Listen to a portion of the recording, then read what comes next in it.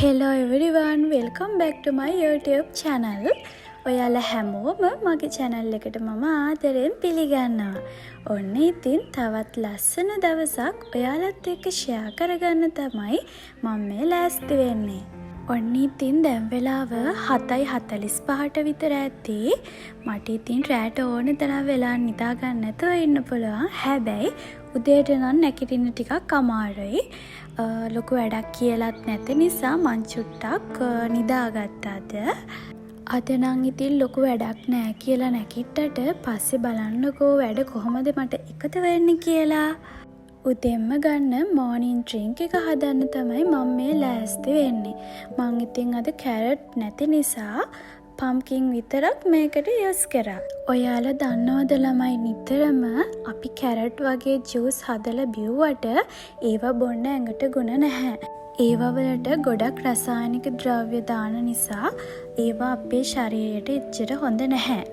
ඉතින් සතියට දෙපාරක් වගේ බිව්වට ප්‍රශ්නයක් වෙන්නේ නැහැ. ඔන්න ඉතින් ඔක්කොම ඉවර කරලා ටක් ගාලා මම මේ ලෑස්ති වෙන්නේ අතු ගාලා පල්ලෙහාට යන්න. කිසිම සැලසුමක් කලින් නම් තිබ්බේ නැහැ. හැබැයි මේ වෙනකොට අපේ ගෙදර කට්ටියටම හිතිලා තිබුණේ කෑම ටිකක් වැඩිපුර හදලා පාරේ ඉන්න කීප දෙනෙකුටයි අහල පහල ගෙවල් දෙක තුනකටත් කෑම ටිකක් අද දෙන්න ඕනි කියලා. හැබැයි මෙහිම අදහසක් අපිට එකපාරට තමයි ආවේ. හේතුව තමයි මගේ ආදරණීය හස්බන්ඩ්ගේ තාත්තගේ උපන්දිනය අද තමයි තිබුණේ. මේ වෙනකොටත් ආදරණීය පියා අපි අතර නැහැ. ඉතින් ඒ වුණාට මගේ සැමියා ඔහු වෙනුවෙන් කරන්න පුළුවන් බොහොමයක් දේවල් කරනවා. ඉතින් ඒක නිසායි අද විශේෂ දවසක් අපි කරගත්තේ නැත්තේ. හැබැයි පස්සේ අපිට හිතුණා නැහැ අපි කන්න හදන එකකින් වැඩිපුර ටිකක් හදලා කීප දෙනෙකුට දෙම කියලා. ඔය ඉතින් මම හදන්නේ බටු කරි එකක්. මේක ගොඩක් ෆ්‍රයි වෙන්න බැද ගන්න නැහැ. ලාවට තමයි තෙලේ බැදගෙන කිරි ටික රත් වෙද්දී ඒකට පහේ දාලා ලුණු මිරිස් තක්කාලි ඔක්කොම කහ දාලා ඒකට තමයි බටු ටික අර බැදගත්තු ඇඩ් කරන්න ඕනේ. කාලා තියෙන අය දන්නවනේ මේකේ රස කොහොමද කියලා. අපි නම් ඉතින් ගන්න ගෙදර වත්තේම තියෙන බටු තමයි. ඒ නිසා ගොඩාක් රසයි. දැන් ඉතින් හාල් එක ලිපේ තියාගන්න තමයි හදන්නේ. අනිවාර්යයෙන්ම හාල් එක ලිපේ තියලා මම හාල් එකට වඳිනවා. මන් දන්නේ නැහැ ඒක මට අපේ අම්මගෙන් පුරුදු වෙච්ච දෙයක්. මංගේ ලොකු අර්ථයක් හැබැයි දන්නේ නැහැ. දන්න කෙනෙක් කෙනාන අනිවාර්යයෙන්ම කමෙන්ට් එකක් දාන්න. මේ ජීවිතය තුළ අපි කොච්චර නොදන්න දේවල් තියෙනවද? ඉතින් අපි නොදන්න දේවල් දන්න කෙනෙක්ගෙන් අහලා දැනගන්න එක නිහතමානීකමක් කියලා තමයි මං හිතන්නේ. ඔන්න ඉතින් ඊළඟට රෙඩි කරගන්න යන්නේ අල කරි එකක්.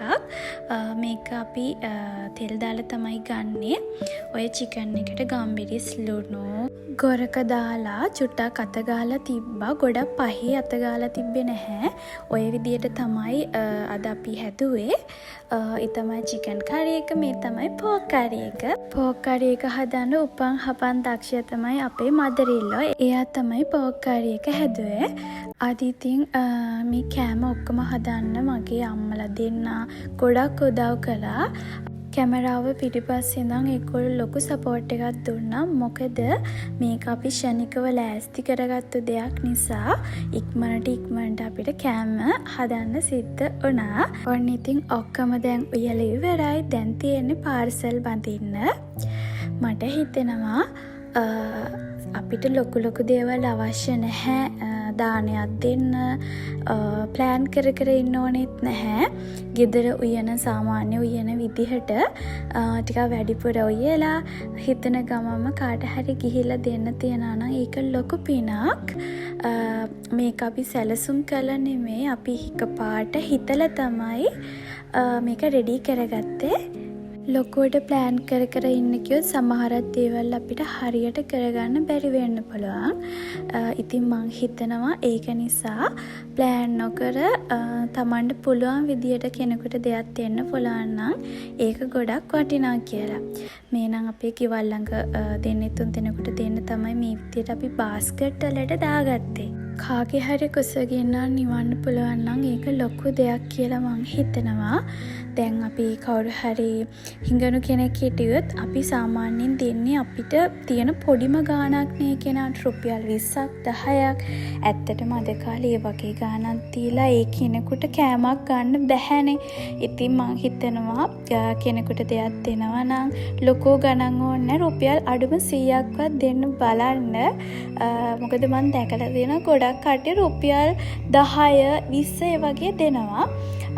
තියෙන විදිහට තමයි දෙන්න ඕනේ. හැබැයි ඒ කෙනාට ඒකේ ප්‍රයෝජනයක් නැහැනේ. අද කාලේ කෑම එකක් ගන්න බැහැනේ රුපියල් 10කින් 20කින්. ඒ නිසා එයාටත් පුළුවන් විදිහට වාසියන විදිහට දෙන්න. ඔන්න ඉතින් කෑම ටික අරගෙන පාරට ආවා. ඔන්න ඉතින් ජාලට ආපු ගමන්ම බීන්චුන් එකට යන්න නම් මං අමතක කරන්නේ නැහැ. දුන්න ඔක්කොම වීඩියෝ කළේ නැහැ. මෙතන ආච්චිගේ මූණ පේන්නේ නැහැනේ. ඒ නිසා මම ඒක පොඩි වීඩියෝ ක්ලිප් එකක් ගත්තා. මම එයාගේ අතට රුපියල් 500කුත් දුන්නා. මම ඒ වගේ බත් පාර්සල් බැඳගත්තු 3 දෙනාටම 500 ගානේ දුන්නා. මම හිතන්නේ බත් පාර්සලයට වඩා සතුටු වුණේ සල්ලි දැකලා. ඔන්න ඉතින් කෑම බෙදලා එනකොට මම දැක්ක අලුතෙන් දාපු චොක්ලට් කඩයක්. ඕකට ඉතින් නගිහින් බෑනේ. නිකන් ගොඩ වෙන්න කියලා ගියා. අන්තිමට බලන්නකො මම මොනවද ගත්තේ කියලා එකෙන්.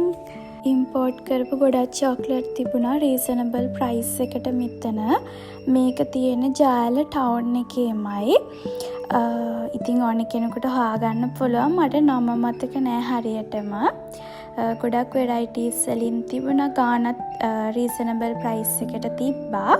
ඇත්තටම දැන් නම් මට චොක්ලට් වලට හිත යන්නෙම නැහැ. ඔය තියෙන වෝල්නට්ස් වලට නම් හිත ගියා.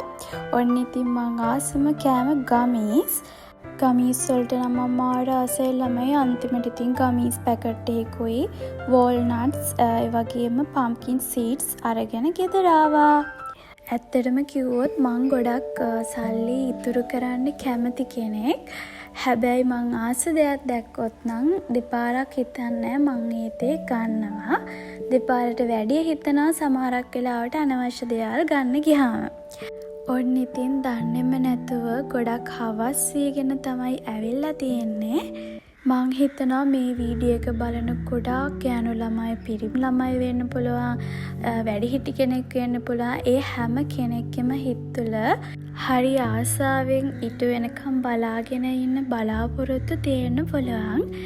ඉතින් ඒ හැම බලාපොරොත්තුවක්ම ඉක්මනටම සාර්ථක කරගන්න පුළුවන් වෙන්නේ කියලා මං හදවතින්ම ඔයගොල්ලන්ට ප්‍රාර්ථනා කරනවා. හවස් වරුවට මං ආසම තැන තමයි ගාඩන් එකේ මේ තියෙන ප්ලේස් එකට. එතනට ඇවිල්ලා මං ආසම නවල් එකක් කියව පොඩි දේවල් ටිකක් කල්පනා කර ඉතින් ඉන්න එක තමයි මං කරන්නම ආස දෙය. මං හිතනවා ඔයගොල්ලොත් ඒ වගේ පුරුදු වෙච්ච එක හැබිට්ස් වර්ග ඇති. කෙනෙක් ඉතින් මේ විදියට පාඩුවේ ඉන්න කැමති වෙද්දි තව කෙනෙක් කැමති වෙන්න පුළුවන් ගොඩක් පිරිසක් එක්ක ඉන්න. හැබැයි මට හිතන දේ පිරිස අඩු වෙන තරමට ප්‍රශ්න අඩුයි, මනස නිදහස්.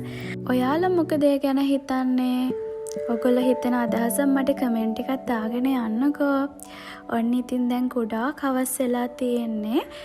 6ට විතර කිට්ටුයි. මම දැන් මේ පහන තියන්න මල් ටික කඩලා ගේ ඇතුලෙන් ගිහින් තියන්න තමයි ලෑස්ති වෙන්නේ.